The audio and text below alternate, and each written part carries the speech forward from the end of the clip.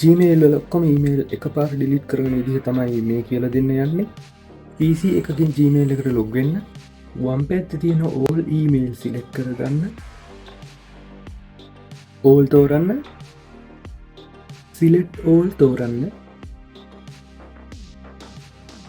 දැන් delete icon එක click කරලා confirm bulk action message එක ඕකේ කරන්න.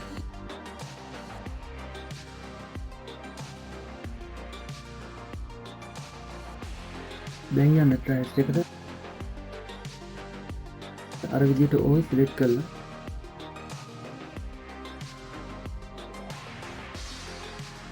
delete forever තෝරන්න.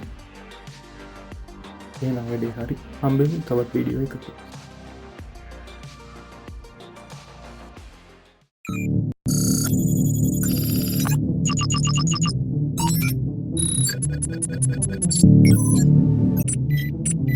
Thank you.